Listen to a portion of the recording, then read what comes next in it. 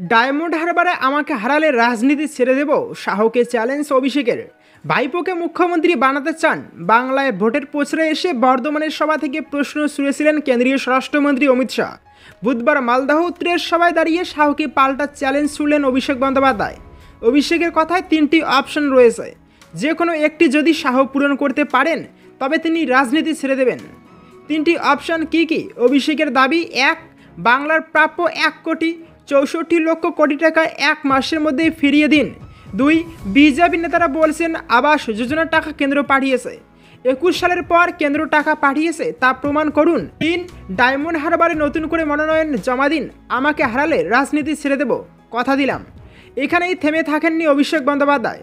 শাহের উদ্দেশ্যে তার আরও বক্তব্য: আমার কোনো পদের প্রয়োজন নেই, জাত ধর্মে বিশ্বাসী নই।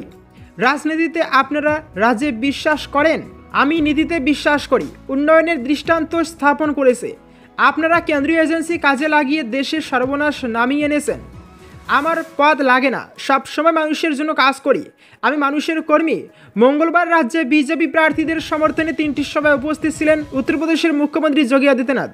বাংলায় অশান্তি নিয়ে তিনি যখন সরব হয়েছেন তার বিরুদ্ধে পাল্টা অভিযোগ তুলেছেন অভিষেক বন্দ্যোপাধ্যায়।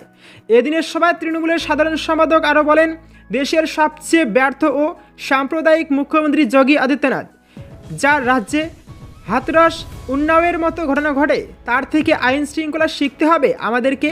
আদিত্যনাথকে বলছি, বাংলায় আসার আগে পড়াশোনা করে আসবেন। অমিত শাহের অধীনস্থ ন্যাশনাল ক্রাইম রেকর্ড ব্যুরো বলছে দেশের সবচেয়ে সুরক্ষিত শহর কলকাতা। এদিনের সভায় বিজেপি প্রার্থী খগেন মুর্মু, অমিত শাহ থেকে শুরু করে বহরমপুরের বাম কংগ্রেস জোট প্রার্থী অধীর চৌধুরীর বিরুদ্ধেও ক্ষোভ উগড়ে দিয়েছেন অভিষেক। তার কথায় সোনিয়া গান্ধী ঐক্যবদ্ধ হয়ে লড়াইয়ের ডাক দিয়েছেন। এদিকে বাংলায় অধীর চৌধুরী মমতা ব্যানার্জির বিরুদ্ধে অপপ্রচার করেছেন। খগেন মুর্মু একবারও বাংলার প্রাপ্য অধিকারের দাবিতে কিছু করেছেন?